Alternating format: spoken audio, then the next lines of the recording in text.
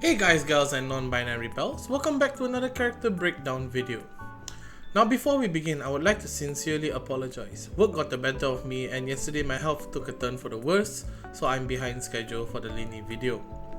However, we are back once again with a deep dive into Lyneys, the introductory character out of 14. Lyneys is a pyro bow user, however unlike the many others we have had, he focuses on charge attack damage, quite unique, similar to our Cryo Kokoko Ganyo. His damage style is unique for sure, however you might find some similarities with our more familiar pyro characters. Lyneys joins the gang of characters which burst is used more for utility. His priority for talents lie in his normal attack, Card Force Translocation, which is his main damage source affecting many of his multipliers, namely his aim shot, his Grimokin Hat's HP and explode damage, prop arrows, and his arcade Pneuma. So this definitely deserves the priority for your talent materials. Second on the list would be his elemental skill Bewildering Lights. Lyneys deals AoE pyro damage and regenerates a portion of his max HP per stack. When a Grimokin Hat is on field, this will cause it to explode as well. Last but not least is his burst. Lyneys turns himself into a Meow Meow, raining hellfire and brimstone to everyone. To know more about the skills, check out the skill description section further up. On to the topic of artifacts. The premier set would be the latest one, Mershaw's Hunter, which increases normal and charge attack damage by 15%. When HP increase or decreases, crit rate will increase by 12% for 5 seconds with a maximum stack of 3. Next would be 4 Peaks Crimson Witch. This for me is a situational build as you would need reactions, but Lyneys at the moment seems like a mono pyro character. Personally, I think not. Sure, he does well in mono pyro, in fact it might be the preferred style of play, but that doesn't take away from his versatility. Check out the team comps I made in the later section for more info. Last is Vermilion After. If you happen to be farming for Ayato or Xiao, this is a good artifact to pick up as it's very strong and works well alongside his passive of decreasing HP. However, I personally still prefer the new set. Stat distribution time! Ding ding ding ding ding ding ding ding ding. So first of all, we definitely have crit. Since the new set provides a lot of crit rate, definitely we should be focusing on crit damage. However, if you're not using the new set, you would need to balance it a little bit better. So the next stat we should be looking at would be attack, which is his most used stat. Next would be ER for quick burst, but why would you need ER? Let's find out in a little bit. And last but not least is Elemental Mastery for Crimson Witch of Flames. For materials, we have a new boss to farm, the Emperor of Fire and Iron. Needing 46 drops from this big crab, the Primordial Green Bloom from APAP, which is the Sumeru Desert Weekly boss. We need 18 total of those and 168 Rainbow Roses collected from Fontaine. For talents, you would need the new talent of Equity, needing 9 greens, 63 blues and 114 yellows. For Fatui materials, we would need 36 brown badges, 96 blue badges and 129 red badges. And last but not least, gemstones from the fire bosses, also known as agates. We would need 1 green, 9 blues, 9 purples and 6 ambers. So as a short summary, Lyneys is an essay put into magician's form. How I managed to break down his kit is in fact an act of magic itself. I feel like his archetype is Ganyu meets Yoimiya meets Fischl, but definitely in its own unique twist. He has a cat-tastic ult and versatile alternate weapons, with his only cons being he requires an entirely new farm as the new map drops and has some slight constraints to team compositions.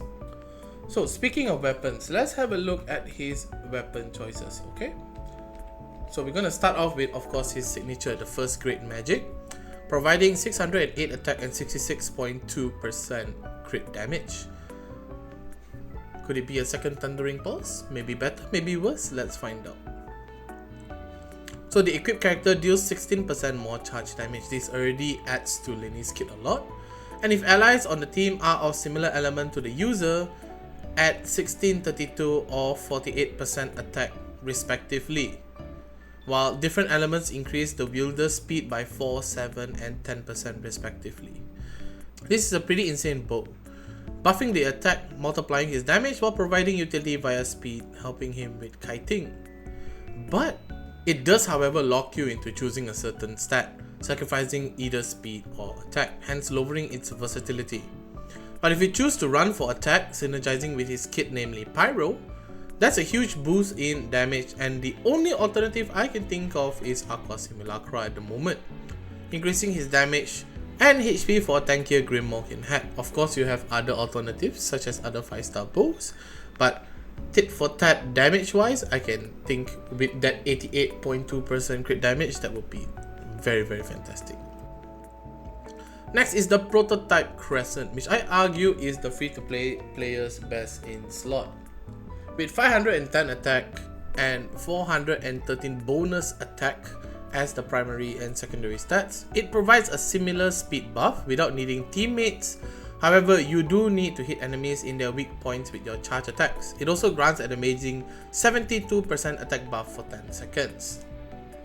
It's pretty close to the signature, only lacking in a small 66.2% crit damage, just a tiny little bit.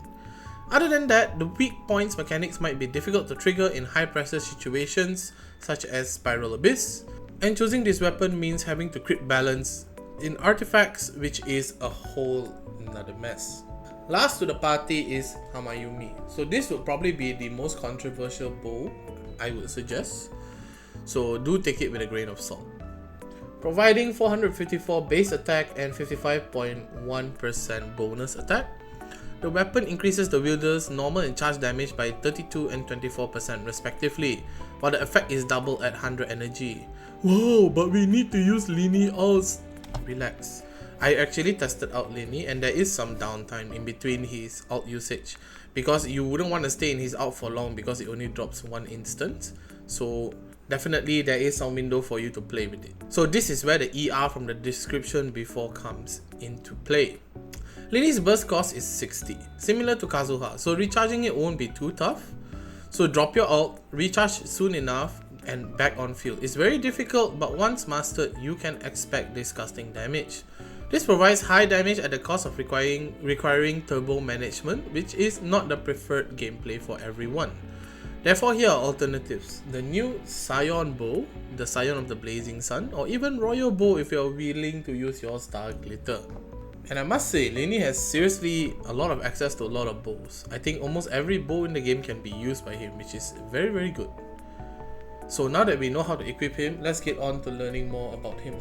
So first is his normal attack. Card Force Translocation. His Annie and Plunge are similar to any other bow characters, but where he shines is his charge. At 1 stack of charge, he shoots a Pyro infused arrow. However, at 2 stacks, he shoots a prop arrow, which summons a Grim Malkin hat after hitting an opponent.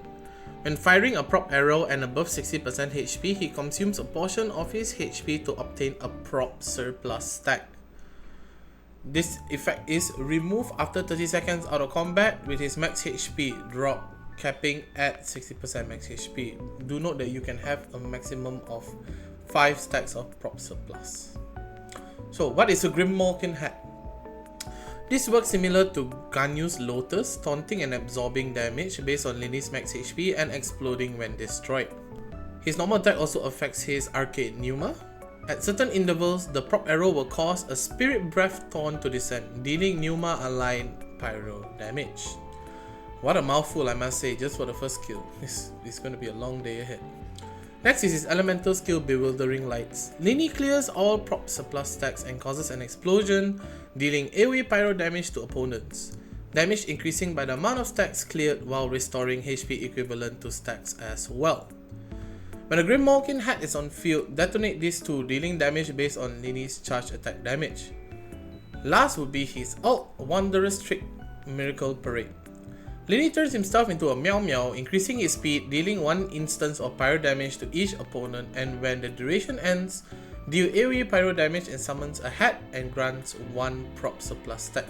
So the ideal combo that I've actually tested out is gain 4 surplus stacks from your charge, and then ult to gain the last stack and detonate E for a big boom in damage and massive heals. At least that's what I understood from his combo.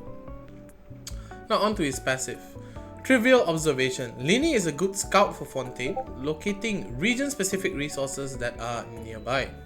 Conclusive ovation. When enemies are affected by PYRO, increase Lyneys damage dealt to them by 60%. Each PYRO party members increase this damage further by 20%, counting members other than Lyneys, up to a max of 100% bonus damage. Perilous performance. If Lyneys consumes HP when firing prop arrows, the Grim Malkin hat will restore 3 energy to Lyneys and increase his damage dealt by 80% of his attack.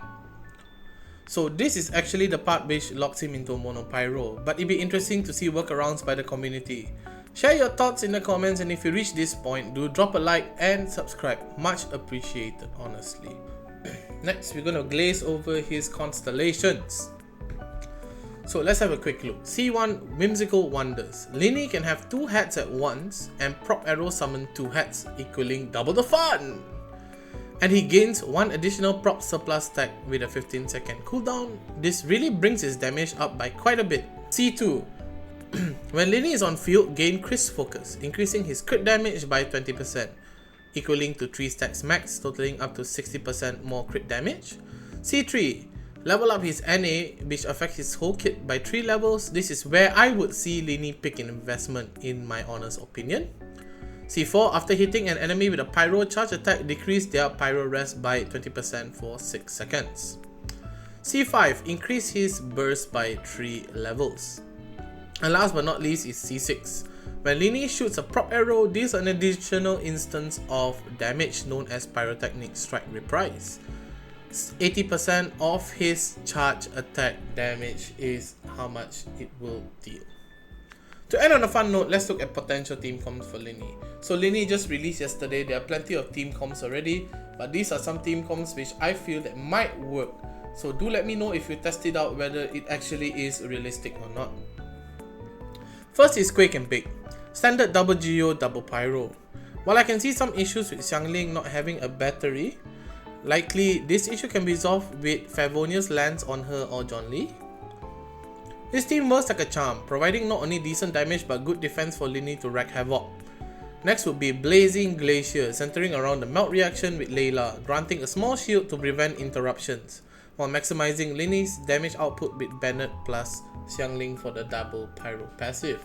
Now I understand that Layla's cryo application is not the best, but you can definitely do it against single target characters or double target characters in Abyss. Next would be my contender for highest DPS team, Pyronado, with EM Kazuha plus double Pyro bonus equals sweet holy mama damage. But he can be easily interrupted due to having no shield, so make sure a hat is on field to taunt. Last but not least is Fire and Thunder, with Zhongli's buffer shield and Cookie's healing overload galore. This is the best team to use Crimson Witch of Flames, but do note smaller enemies may be sent flying to the heavens, so proceed with caution.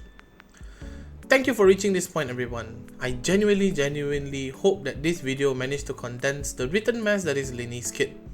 I hope the best for those pulling, and I've seen a lot of double Lyneys pulls, congratulations everybody. And please don't be a hater. Just because he might not be the most meta, viable, strongest, easiest, tallest, shortest, cutest character in the game, doesn't mean he is inferior to other characters. Good luck to all the Lyneys mains and wanters out there. Don't forget to share your pull count in my Discord if you'd like. Link is in the description as always. Take care everyone, have a good week, and don't forget to share and subscribe. And follow my socials for more builds, guides, and giveaways. Take care everyone. Peace.